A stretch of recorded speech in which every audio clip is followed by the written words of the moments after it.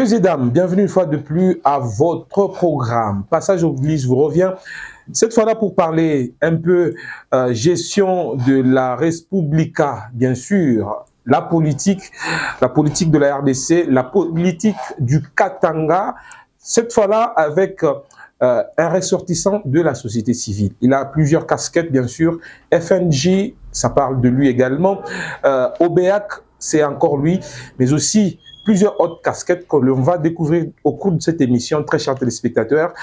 Le profil des prochains dirigeants fera également partie de ce programme. Voilà pourquoi nous avons fait appel à lui, bien sûr. Il s'agit de Simon-Pierre Kalinga. Bienvenue dans Passage oblige. Voilà, merci, messieurs les journalistes, mais j'aimerais commencer par dire que je ne suis pas ressortissant. Parce que je suis de la société civile. Exactement. Ouais. Donc, jusque-là, j'anime la société civile. Donc, dans sa partie consacrée à la jeunesse. La société civile, dans de manière générale. Ouais. Et vous êtes aussi de FNJ. Le Forum national de la jeunesse, je suis le président provincial. Je suis aussi le coordonnateur de l'OBEAC, qui est l'organisation pour les 20 des albinos en RDC. Donc, voilà. Qu'est-ce qu'on a oublié? Il y a beaucoup, hein, mais je préfère qu'on se limite. Ajoutez au moins une Non, ça va. Vous êtes communicateur. Je suis Simon Kalinga. Ouais. Simon ou Simon-Pierre? Simon-Pierre Kalinga. Pourquoi Simon-Pierre? Parce que Simon et Pierre, c'est la même personne. Le nom de mon père.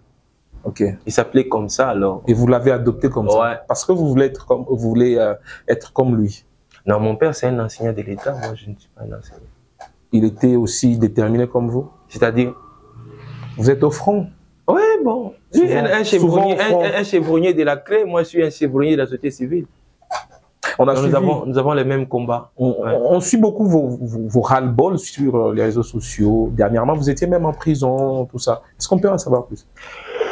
Ben oui, on nous a arrêtés d'une manière arbitraire par l'appareil judiciaire, je dois bien le dire. Alors, ils ont estimé que nous avions fait une rébellion à ce qui concerne notre maison, le siège de la société civile, voilà. Aussi longtemps qu'ils étaient en tort en tant que tels, parce que le dernier arrêté ministériel qui venait du ministère national de l'urbanisation urbanisme, qui a répertorié les bâtiments, c'est en 2023, au mois de novembre, quand on répertorie les bâtiments de l'État, notre bâtiment aussi, qui est sur Kasavubu. Qui est sur Kasavubu au numéro 435. Et jusque-là, un bâtiment de l'État. Mais il y a un privé qui est venu, soi-disant qu'il a gagné les procès et tout ça.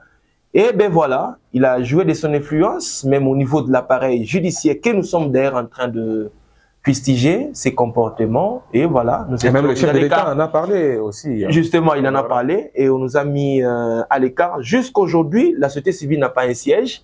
Parce qu'un individu, en connivence bien évidemment avec certains pouvoirs, ils ont jugé bon de mettre la société civile en dehors de son siège, parce que le siège nous a été donné par le gouvernement provincial. D'ailleurs, ces messieurs ne devaient pas aller en guerre contre nous, ils devaient aller en guerre contre l'État. Mais malheureusement, il est allé en guerre contre la société civile, qui d'ailleurs n'était qu'un simple bénéficiaire de ces bâtiments-là. Et vous avez baissé les bras? Voilà l'injustice sociale. Vous avez baissé les bras? Non, jamais. C'est pourquoi vous avez parlé de la prison. Voilà. Donc aujourd'hui, le combat continue et en tout cas, nous sommes loin d'arrêter ces combats. Nous irons de niveau à niveau pour que nous puissions, si vraiment l'État, parmi le pouvoir que nous disons, que l'un de ces pouvoirs semble être au-dessus de l'autre, nous allons comprendre que voilà la défaillance. Et je crois que l'État reste l'État. L'État reste l'État, très chers téléspectateurs. Et il y a, la semaine passée, il y a eu un peu de désordre sur la ville avec des JUNAFEC dans plusieurs communes. Vous, en tant que membre de la société civile, qu'est-ce que vous pouvez dire de ça? Pas même la semaine passée, parce que c'est une histoire qui continue d'un jour à un autre, même aujourd'hui, même demain, ça pourrait encore revenir. Et nous sommes en train de fustiger ce qui est vrai, parce que nous sommes quand même dans un état où nous ne devons pas troubler d'abord l'ordre public, Parce que si nous troublons l'ordre public, l'autorité des tutelles, c'est-à-dire les ministères qui encadrent cet aspect des choses, j'ai fait directement allusion au ministère de l'Intérieur, doit prendre ses dispositions. Nous sommes dans une province qui est dirigée. Le droit de manifester et... On manifeste comment? Pourquoi on manifeste? On manifeste en train de ravir les téléphones des gens, on manifeste en train de violer les femmes, on manifeste en train de toucher nos femmes partout. C'est pas ça la bonne manifestation. Donc quand il y a une marche, vous devez bien évidemment vous conformer à la loi, à l'égard justement de ce qui nous entoure comme société. Nul n'est au-dessus de la loi. JNAFEC, c'est quoi par rapport à la loi? Donc je crois que les autorités doivent avoir un œil très regardant. Est-ce qu'après cette émission, vous allez bien vous promener? C'est-à-dire quoi? Vous dites JNAFEC, c'est quoi? Mais c'est quoi par rapport à la loi? La loi vient d'où? C'est les règlements sociaux. La loi, c'est ça même. Parce que mais la nous envoyons. Non, les JNAFEC ne doivent pas faire la loi. Comment il doit faire la loi? C'est-à-dire l'autorité a failli à sa mission. Ah, okay. Si aujourd'hui nous sommes en train de voir des tractations, des troubles au centre-ville, l'autorité doit payer. C'est qu'à un certain moment, il ne sait pas imposer ses fonctions. C'est tout à fait logique. Alors, parce que vous parlez de la JNAFEC, parce que vous parlez de l'autorité qui essaye d'oublier ce qu'il doit faire. A oublié, il a failli à sa mission. Ah, c'est vous qui le dites. Mais oui, mais quand il y a des troubles de l'ordre public, depuis que cette histoire a commencé, aujourd'hui nous sommes en train de voir les militants des partis politiques en train d'imposer une loi au centre-ville, partout dans les milieux reculés. Vous trouvez ça normal? De la société civile, et vous trouvez ça normal? Quel est le rôle que devrait jouer la société civile? Voilà ce que nous sommes en train de faire. C'est ça mon devoir. Je dois dénoncer, je dois interpeller les autorités. S'il ne m'a pas donné la chance d'être dans son bureau en termes d'audience, mais au moins la presse va me permettre que je puisse lui parler. Alors, qu'est-ce que vous faites en amont pour que pareille chose ne... D'abord, nous sommes en train de conscientiser la population. Nous encadrons les jeunes. Nous leur disons comment est-ce qu'ils doivent s'en prendre par rapport à des actes de vandalisme, parce que ça n'en profite à rien. Les jeunes que nous sommes en train de faire souffrir aujourd'hui, que nous sommes en train de ravir les téléphones aujourd'hui sur les artères, ce sont les jeunes qui se battent. Ils font leurs petites entreprises. Au contraire, on devait les appuyer pour qu'ils aillent de l'avant. Parce qu'avec son téléphone, c'est une technologie, il doit faire ceci, il doit faire cela.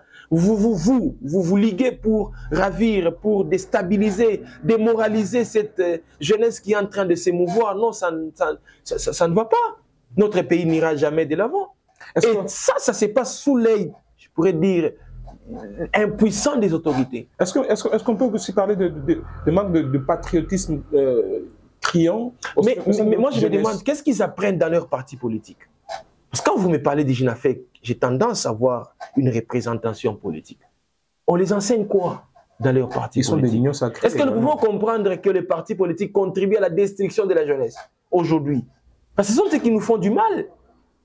Ce sont eux qui nous font du mal.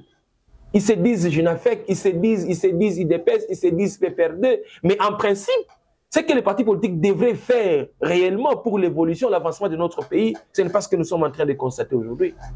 Parce qu'il faudrait aussi savoir c'est quoi la mission d'un parti politique. Et c'est quoi aussi la mission de la société civile? C'est ce que nous sommes en train de faire. Nous dénonçons, nous encadrons. Nous formons les renforcements des capacités ces jours et nuits. Vous lisez sur les réseaux sociaux. Venez, vous serez formés à ceci, à cela. Il y a même des jeunes que nous sommes en train de former. Mais oui. Si j'entre là, c'est-à-dire, il n'y sortira pas. Allez-y.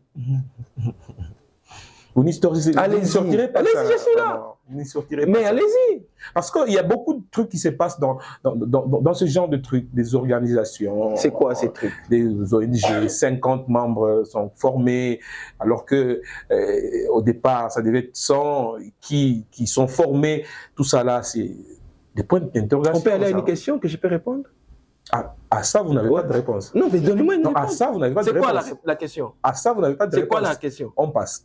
Alors, est-ce que aujourd'hui, face à l'agression de la RDC par le Rwanda, la société civile, est-ce que cette société civile pose des actes ou des actions concrètes qui puissent, dans lesquelles on peut dénoter une sensibilisation de la population? Parce qu'aujourd'hui, il y a la guerre à l'Est, par exemple, mais à l'interne, il y a la population qui ne manifeste pas beaucoup d'attachement à la République, par exemple. Je m'en vais tout droit, si vous le connaissez. Vous connaissez un certain Mouzalendo ou Ouazalendo.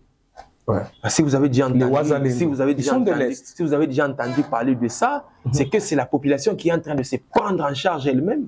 Elle est en train de faire face aux agresseurs. Et ici, chez nous, dans la province du Katanga, ville de Lumbashi, on a eu plusieurs manifestations pour dire non justement à l'agression qui s'est passée. Vous voulez parler de la manifestation que vous avez tenue? Oui, nous organisons des marches, nous disons à la communauté internationale qu'il faut arrêter tout ça.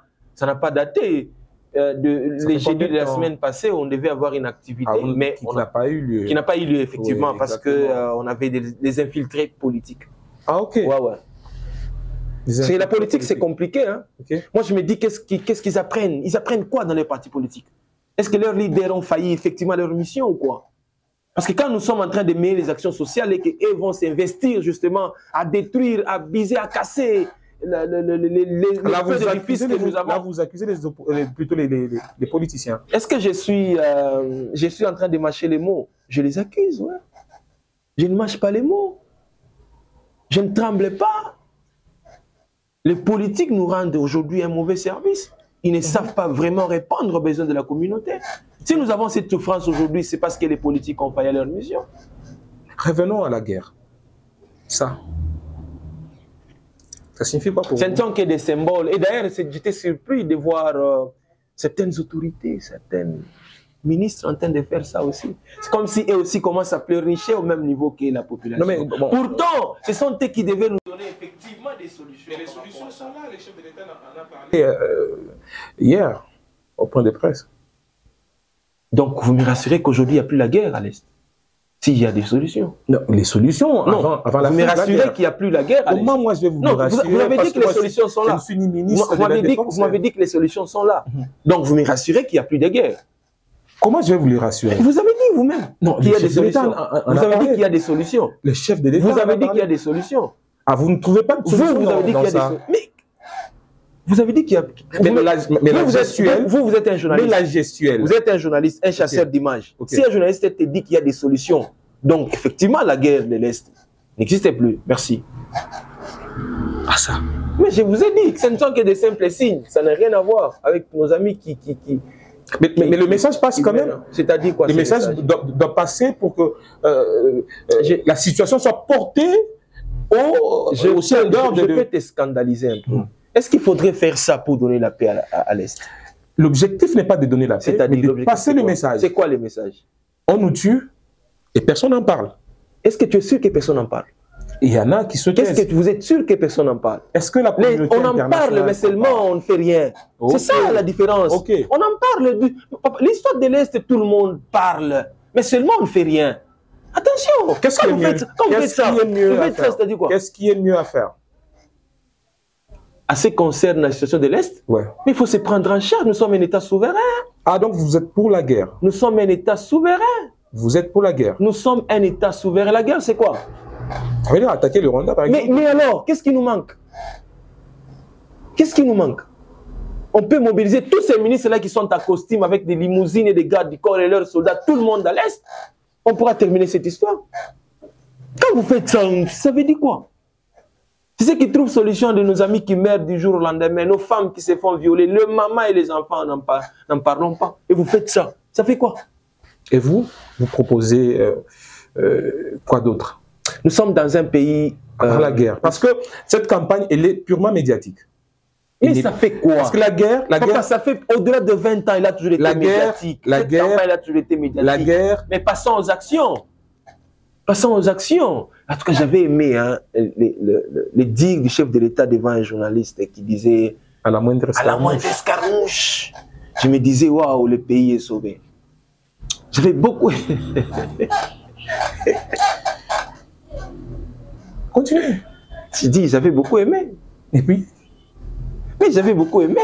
Et puis? Il y a des millions d'escarmouches. Je suis sûr. Je suis sûr que je vous donne les images ici. Non. C'est pas à vous de me les donner. Mais alors? Revenons maintenant dans notre province, la nôtre, la province du Haut-Katanga. Cette province qui doit être gérée, dirigée, comme toutes les autres. Et on a on a tendance à vivre les mêmes choses, les mêmes histoires, à la veille des élections, par exemple, des gouverneurs. On a presque les mêmes messages aujourd'hui. Il y a les messages du genre on ne veut pas les non-originaires, par exemple. J'étais les noms de celui qui porte ce message-là. Il y a plusieurs candidats qui se sont déjà prononcés, même si pour les uns et les autres, ce n'est pas encore officiel. Mais bon, en fait, comment entrevoyez-vous une province du Haut-Katanga bien dirigée durant ce quinquennat? Vous savez, cette question, quand je réfléchis plus à ça, ça me fait trop mal. Trop mal? Ouais, justement, j'ai des larmes. J'ai des larmes par rapport à ce que nous sommes en train de voir aujourd'hui. Les navettes, les logements qui se passent à Kinshasa, les va-et-vient, les candidats sont dans les airs, dans les avions. Comme d'habitude, les autres font des jets privés pour retrouver alors... Les autres font des sorties médiatiques. Justement, pour avoir les postes là du... Alors que les votants sont les députés. Les députés provinciaux. Sont les députés et moi je me dis, qu'est-ce qui va réellement représenter la province du Haut-Katanga? C'est vraiment très mal quand nous sommes en train de nous exprimer face à ça. Mais au moins, je vais me permettre en fait de donner mon point de vue ou alors ma position par rapport à ça. Écoutez, il y a des politiques qui ont dirigé la province, les autres qui n'ont pas dirigé la province, qui ont dirigé la ville, qui ont dirigé un secteur quelconque, les autres qui n'ont pas eu la chance de diriger. Mais écoutez, nous avons par exemple, bon, en fait, les noms qui sont sur la toile cette fois-ci. Ah oui. Nous avons le gouverneur Jacques Aboula, nous avons le maire de la ville, c'est qui encore le nom? Kazembe Choula. Choula, ah merci. Martin. Ouais, voilà, merci. Nous avons en fait toute une Italie de personnes. Merci pour ça. Vous me rappelez de ça? Continuez. Alors, vous ne vous rappelez pas du nom du maire de la ville? Il défile à Kinshasa, ils reviennent, ils partent, ils reviennent. Non, mais le maire n'a pas voyagé, il était sur le terrain en train de démolir les kiosques qui faisaient la saleté sur la ville de Lubumbashi. J'ai une vidéo que j'ai suivie sur les réseaux, ouais. Au pied de l'avion, ouais. Que le maire faisait sa déclaration. Nous revenons de Kinshasa, nous avions rencontré la hiérarchie. Ah, voilà. Si vous me dites qu'il était ici, ça m'étonne. Messieurs les chasseurs d'images. Il était ici la semaine passée. Vous me dites aujourd'hui qu'il n'a pas, pas voyagé, qu'il n'était pas à Kinshasa. Sur la petite avenue Luapula, mais aussi sur du 30 juin, en train de démolir. C'était la nuit. Non, vu ça. Pendant la journée. Non, moi j'ai vu une vidéo nocturne. Ah ok. Donc il était au front du travail. Ouais. Parce qu'il a compris qu'il devrait faire ça au moins pour qu'il soit coûté. Ah bon? Ouais. Le gouverneur de Jacques Aboula. Revenons-en vraiment. Il est sorti aussi le dimanche, oui, en train de ramasser les immondices sur la ville de Lubumbashi. Nous n'avons que la province du Haut-Katanga comme notre lieu où nous demeurons. Okay. Si j'étais vraiment un conseiller du gouverneur Kiaboula, j'aurais lui demandé de ne plus postuler au titre du gouverneur de province. Il l'a déjà fait. J'ai dit si j'étais. Voilà. Je garde des relations avec lui. Nous parlons avec lui. Souvent, tu manges dans... Peu importe ce que vous allez dire, mais quand même, nous gardons des relations. Mais au moins, je reviens à ce que je disais, tout allait mal dans la province du Katanga. Le système gouvernement Kiaboula a failli à sa mission. Donc, s'il doit revenir encore pour gérer la province, je me dis, c'est comme ce que j'avais entendu quelque part, on dit, tu n'as rien fait, ou tu as fait un pépo. En tout cas, je le dis sincèrement. Je le dis sincèrement. Okay. Je ne suis pas contre en tant que tel, en tant que personne. Tu l'as déjà dit. Mais au regard, je ne me justifie pas. Exactement. Je ne me justifie pas. Mais au regard du système, papa, les gens pleurnichent dans la province. Qu'est-ce que mais il doit encore revenir en tant que gouverneur. Qu'est-ce qu'il va faire? Moi, je me demande qu'est-ce qu'il va faire. Moi, je me demande qu'est-ce qu'il va faire de nouveau. Qu'est-ce qu'il va faire de nouveau? Qu'est-ce qu'il n'a pas fait? Il est le plus critiqué. Le plus critiqué à mal, d'ailleurs. Est-ce qu'on doit se cacher des faces? Est-ce qu'on doit aujourd'hui, devant votre caméra, on doit se cacher des faces? Il est plus critiqué en mal. Mais cela... Et vous êtes en train de voir comment est-ce que la province est en train d'évoluer. Vous voulez que je vous dise quoi alors? Nous puissions entrer en détail? Vous me donnez le temps? Allez-y. Prenons le plan quinquennal qu'il a donné au niveau de l'Assemblée provinciale. Nous revenons en 2019-2018, je ne sais plus, parce que je me rappelle. Comparons les cahiers de charges que lui l'a donné durant son mandat et prenons le résultat aujourd'hui. Vous allez me dire quoi? Est-ce qu'il a été à la hauteur? Il y a des...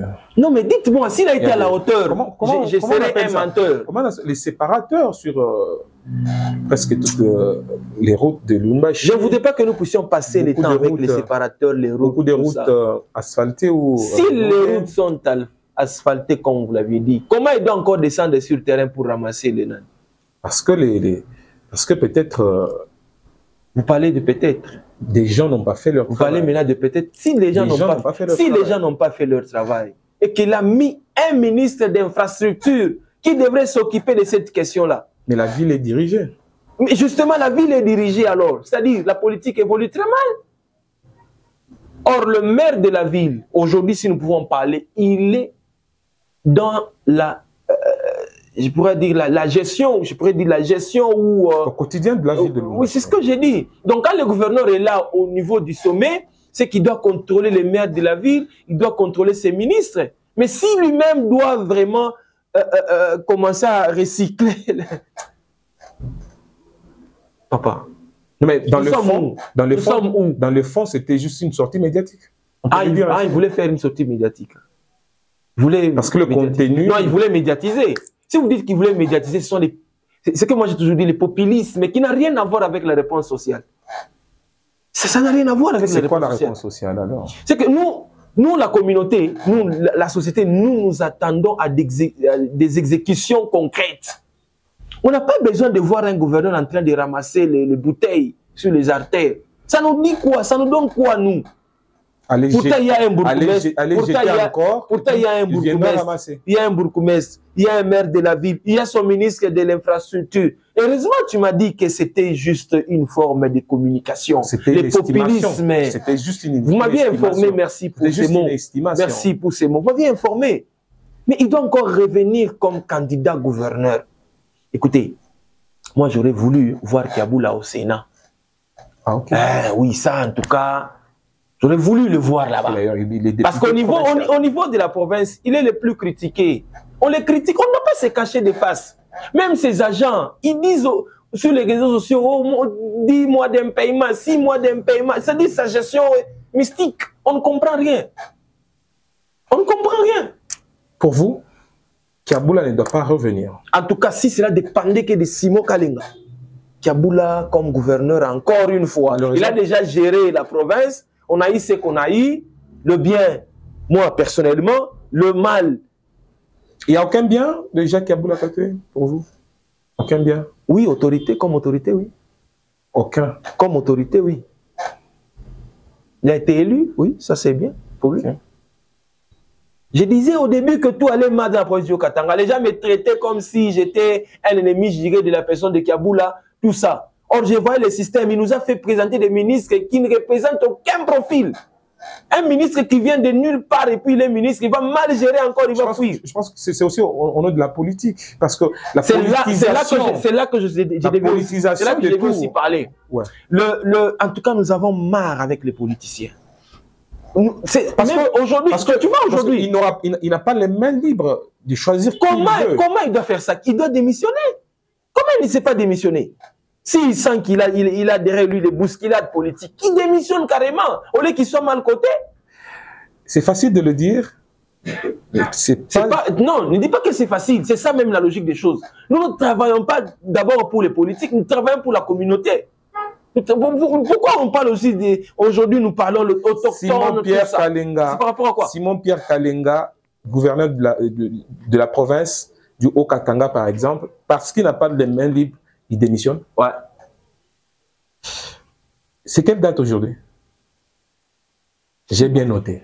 J'ai bien noté. Je démissionne. Je vous poserai cette question un autre jour. Mon peuple est en train de souffrir, moi je prends l'argent, je réponds aux besoins. Nous parlons de profil.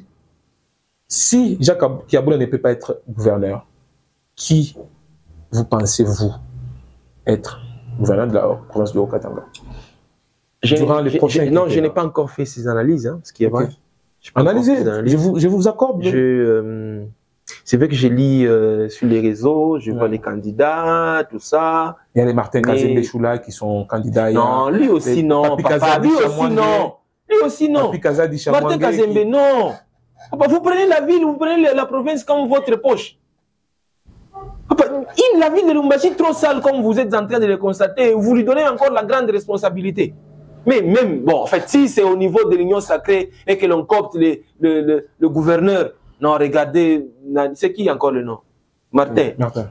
Regardez-les par rapport. Comptez-les par rapport pour oublier son nom. Je ne fais pas. Non, papa. Moi, je ne le connais pas. Je ne le connais pas. Je n'ai jamais demandé l'audience chez lui. Je n'ai jamais demandé une audience chez lui. Donc. Ou bien il n'a jamais soutenu l'OBEAC. C'est-à-dire quoi? Même celui qui vient, celui qui était avant lui, est-ce qu'il a soutenu l'OBEAC? Non, papa, disons, on doit dire la vérité par rapport les ceux qui gouvernent aujourd'hui ou qui gèrent, une fois qu'ils sont dans leur siège là, ils oublient tout ce qui est social. Tout comme des ressortissants de la société civile, quand ils sont aussi à des hautes marches, ils oublient. Ah, ça, je ne sais pas. Ça, je ne sais pas. Ah, ça, je ne sais pas. Parce que je n'ai jamais vu. Il y a des membres de la société civile qui ont fait un pas dans la politique et puis on les a oubliés parce qu'ils ne défendaient plus. Ah bon? Merci pour l'information. Là, vous faites semblant. Merci pour l'information, je te dis. Sincèrement, merci. Je ne savais pas. Alors, selon s'ils sont là, je dois leur demander de revenir. Simon-Pierre Kalenga. Quel est le problème? Même sans citer des noms. Même sans citer des noms. Même sans avancer des noms. Quel est ce profil-là? Quand on gère, on a deux choses devant nous. Okay. Nous avons les sociales, nous avons la politique. Okay. En tout cas, ce sont là les deux choses qui règnent plus dans nos fauteuils en tant que dirigeants. Ouais. Je demanderai aux futurs gestionnaires. Moi, je vous demande de nous donner le profil. C'est ce que j'ai dit. Voilà. C'est le profil que je donne. Pourquoi vous leur demandez encore? C'est le profil, non? Oui. Donc, il doit plus être penché du côté social. Je pense que vous pouvez vous adresser aux députés provinciaux. Du côté, je vais en arriver, du côté social que du côté politique. La politique, c'est la démagogie, c'est de la pourriture à l'heure actuelle que nous pouvons la définir. C'est elle qui nous amène les troubles, c'est elle qui nous vole les téléphones, c'est elle qui viole nos femmes. C'est elle qui je ne sais pas. Dans la société civile, nous avons une jeunesse capable, une jeunesse émergente. Pas cette jeunesse que nous sommes en train de voir en cours de route avec une machette, mais tu es en train, dans ta propre ville où il n'y a pas la guerre, tu as avec une machette à la main, un fouet. C'est mon frapper qui. Et puis tu es dans un parti politique. Et ton chef là, il a un poste, il te regarde. Quelle défaillance ça. Quelle défaillance. Vous volez les téléphones des gens, vous créez des troubles, vous pillez les magasins de gens. Et vos chefs là sont gouverneurs, sont ministres de l'Intérieur, sont ministres de ceci, cela. Ils causent des bruits, vous regardent. C'est quelle méchanceté ça, ce que nous sommes en train de rencontrer ici à Lubumbashi, enfin dans la province du Haut-Katanga. Et puis vous allez dire que ces gens-là ont besoin de soutenir la population. Quelle population? C'est pourquoi vous êtes en train de voir l'histoire de l'Est continuer jusqu'aujourd'hui. Bosso avait dit quitter les groupes armés. Honorable. Bosso, il a combien d'années? 80 ans. Ah, papa, ça c'est encore une autre matière. Laquelle? Oui, 80 ans, il se contente. Mais il est fort. Il se contente, bureau d'âge. Oui. Qu'est-ce qu'il va imprimer de nouveau? D'ailleurs, ce qu'ils ont fait, ça nous a amené où nous sommes. Et vous voulez, maintenant à son âge, à sa vieillesse, il va imprimer quoi? Il est vieux dans la peau. Ah, il est jeune dans l'esprit. Il est jeune dans l'esprit. Ah, donc vieux dans la peau, jeune dans l'esprit. Détrompez-vous de cet aspect des choses, papa. Écoutez, dans la logique de notre République, hein, au Congo, en tout cas, ces vieux-là doivent partir. Ils doivent aller aux retraites. On doit renouveler la classe politique avec une jeunesse responsable, une jeunesse qui réfléchit. Attendez, je voudrais vous faire une petite chronique, parce que là, vous me poussez à parler de certaines choses. On a eu dans ce pays Lumumba, trentaine, très bien. En termes d'âge, premier ministre. Très bien. On a eu Joseph Désiré Mobutu, trentaine, très bien. Président de la République. Très bien. On a eu dans ce pays Joseph Kabila Kabange, 29 ans d'âge. Très bien. Président de la République. Très bien. Sans compter plusieurs jeunes qui ont animé même des institutions. Ouais. Vous avez l'actuel Premier ministre qui était ministre de Sport dans son temps à une trentaine. Ouais. On a eu autant de jeunes. Jacques Aboula Katoué, quand il est ministre, ministre provincial, c'est un jeune, oui. À peine quarantaine. Oui. On a eu les jeunes tels que son ancien ministre de Mines, c'est encore qui? Ancien ministre de Diaboula, ministre de Mines. Ancien. Kitobo Samson. Non, le tout dernier, peut-être. Mawine. Georges Mawine. Aux mines. Vous comprenez quand même. On a eu assez de jeunes dans ce pays qui nous ont promis mots et merveilles, mais... La réponse est très vite par rapport à votre question. Ok. Parce que vous dites renouvellement de la classe politique. Ouais. La réponse... vous parlez de la jeunesse seulement d'âge. J'ai la réponse sur moi, d'ailleurs, très directe. C'est que, quelle était la majorité de la mouvance politique pendant que la personne s'y retrouvait? Joseph Kabila s'est retrouvé au milieu de qui? Il a été manipulé plus d'une fois. Mais... Jeune qu'il était. Mais la dernière décision de revenir. Effectivement, il ne comprenait rien de la politique. C'est que ces vieux-là devaient d'abord avoir une bonne foi. C'est pourquoi aujourd'hui, même dans notre constitution, quelqu'un avec 90 ans, il peut postuler. Parce que ces vieux-là, ils sont là toujours. Et attention, au-delà de ça, ils indexent, ils ajoutent le monde mystérieux. Mais citez-moi un vieillard dans le gouvernement Kiaboula, par exemple. Dans le dernier gouvernement Kiaboula. On a Martin Soulé Kazembe qui est de la génération 80. J'étais pas du gouvernement, j'étais pas de l'arbre gouvernemental. Mais parce que vous venez de me dire aussi Kiaboula était en train de répondre à la hiérarchie. Et la hiérarchie, on va voir qui? Donc, comment on va le faire alors? Comment on va le faire? Avoir cette régénération de la classe politique, mais aussi avoir ces cerveaux-là. On vous appelle d'ailleurs cerveau bleu. Dans la politique actuellement, okay. Il y a, au-delà de nos écrits constitutionnels, si l'on peut bien les dire en termes de constitution, il y a aussi un problème de la volonté.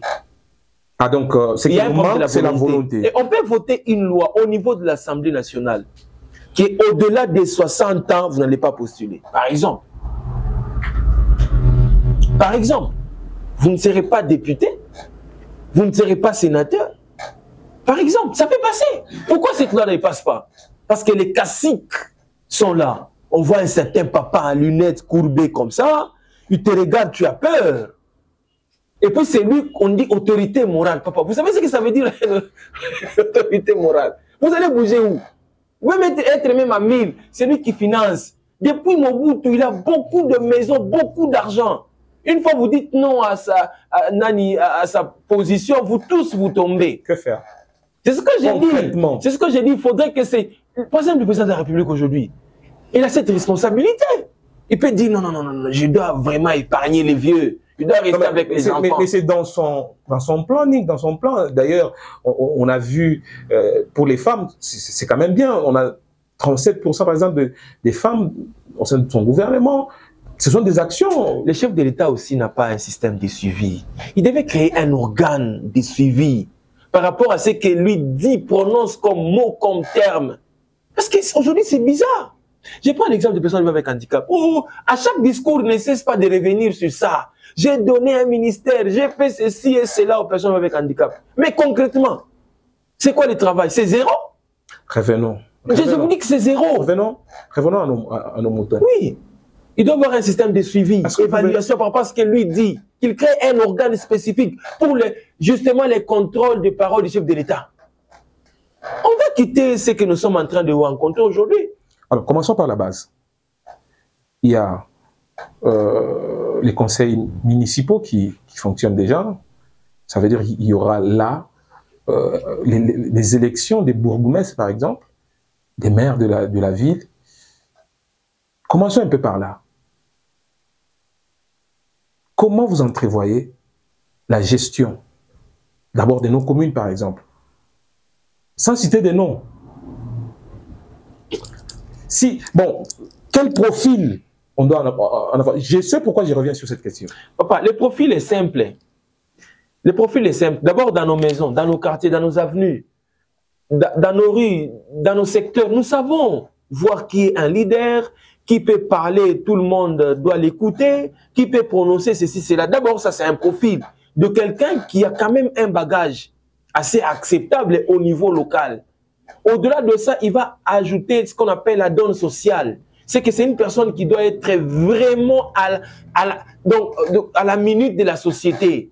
Pas d'abord répondre aux critères politiques. On a vécu un bourgmestre d'une telle commune, mais qui habite une autre commune, par exemple. Bon. Par exemple, un bourgmestre de Kampemba, par exemple, mais qui habite Kamalondo. Est-ce que c'est normal? Oui, peut-être par rapport à l'accessibilité, s'il y a un besoin brusque, ouais. Donc il doit être là présentement, mais voilà, il va déplacer, il va rouler, l'embouteillage et consort, donc l'affaire risque de se dégénérer. Ça, on n'encourage pas. Ça doit être aussi parmi les critériums. Ça, c'est la chose. Et la deuxième des choses, il ne suffit pas seulement être dans cette commune pour répondre aux besoins. Tu peux être même là, mais tu ne fais rien. Tu ne fais rien. Je vais donner l'exemple, permettez que je le dise, l'honorable Vital Nsonzo. Je dois le dire. Okay. En tout cas, il était là. Même si c'est à Louochi, même si c'est à Kabula Mechi, même si vous l'appelez, en tout cas, il roule pour elle. Et puis, notamment, ça, j'ai déjà constaté ça plus d'une fois. Vous voyez? Donc, quelqu'un, oui, malheureusement, candidat malheureux, quelqu'un qui est là, il est quand même là. C'est ça le problème. Vous pouvez même être à Kinshasa, mais le fait que vous soyez là, on sent que si cette situation a été décantée, c'est parce que tel était là. C'est ça le problème. Mais aujourd'hui, qu'est-ce que nous font, par exemple? C'est qu'ils d'abord commencent par fermer les téléphones. Même si vous l'appelez, au moins si c'est son parrain politique, là, il va répondre vite. Mais si c'est vous, individu, vous l'appelez pour un besoin social qui s'est présenté là, en tout cas, vous ne le verrez pas. C'est ça aussi le problème. Chers représentants au niveau des communes et autres, vous avez quand même entendu le message.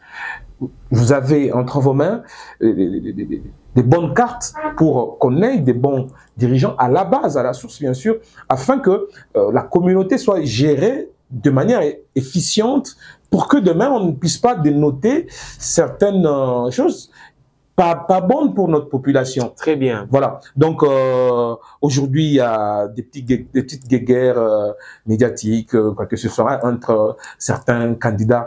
Est-ce que vous avez un message particulier à donner à ces candidats avant peut-être d'en donner aux députés provinciaux et autres qui doivent voter nos dirigeants? Oui, comme je l'ai dit, nous sommes dans les tractations politiques, ce qui est vrai, chacun est en train de chercher les postes. Mais aussi, au-delà de ça, on doit comprendre pourquoi ils cherchent ces postes. Est-ce c'est pour aider la population ou bien c'est pour s'amasser de l'argent ou bien c'est pour avoir une influence quelconque? C'est ça aussi le problème. Et nous savons lire ces gens-là. Nous savons les lire visiblement. Donc, vous allez voir quelqu'un est en train de booster. Il met même ses moyens pour qu'il devienne gouverneur. Au fini, c'est pour qu'il puisse se construire des bâtiments, qu'il soit peut-être, qu'il puisse avoir une notoriété quelconque qu'on ne peut pas mesurer, tout ça, tout ça. Et la population n'a pas besoin de ça. C'est d'abord de répondre. Papa, on a eu des bons politiciens dans notre pays. Moi, j'ai toujours, en tout cas, il y en a eu vraiment. Mais actuellement, par exemple, nous avons Moukala Nsongo. Okay. C'est quelqu'un qui semble être jeté dans les oubliettes. Mais demandez à la génération passée qui étaient ces papas-là. Qu'est-ce qu'ils faisaient de cette jeunesse? Chez lui, il n'y avait pas des cousins. Chez lui, il n'y avait pas de fils.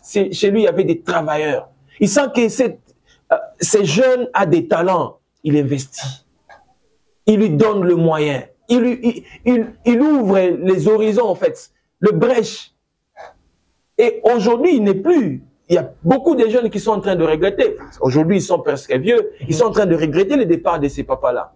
Donc, un exemplaire que nous pouvons présenter aujourd'hui au niveau de la province du... Il n'est plus parce qu'il ne va même pas me donner les postes. Peut-être vous auriez dit non parce que tu lui dis ça pour que... Il n'est plus. Mais il a quand même travaillé. En dehors de lui, c'est vrai, il y en a eu d'autres, mais les nouveaux qui nous viennent ici, papa, c'est du n'importe quoi.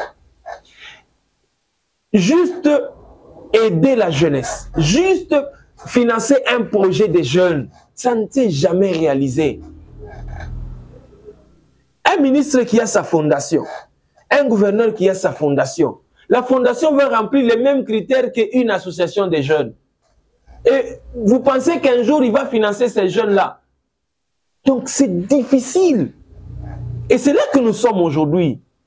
Alors, une autorité qui a des milices, par exemple. Est-ce que là, vous rejoignez, par exemple, le chef de l'État qui milite à ce que les élections, par exemple, des gouverneurs soient également à la base? Donc, que la population puisse voter les gouverneurs, par exemple.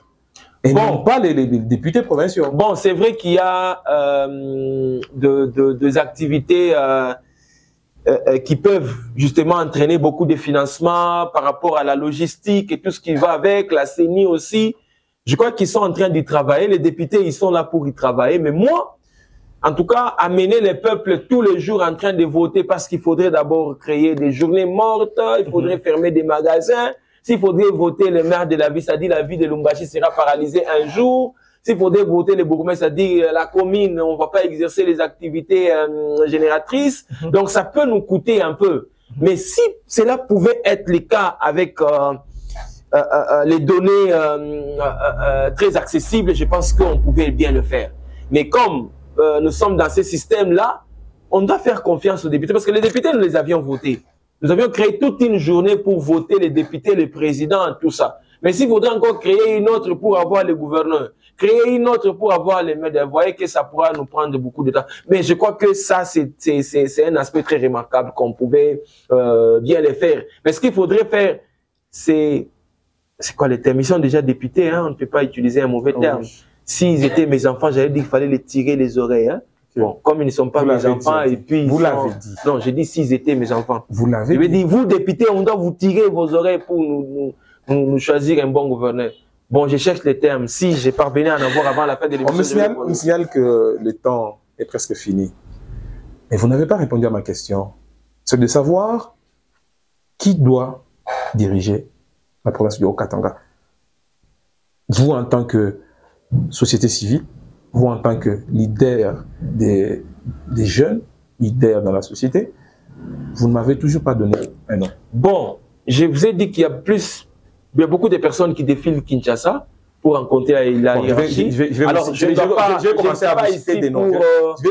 On fait ceci. Je vous cite un nom, vous l'actez, oui ou non? Je ne suis pas dans un jugement de valeur, ce qui est vrai. Clotilde Moutita. Je vous ai parlé, je vous ai donné ma volonté de 2 personnes.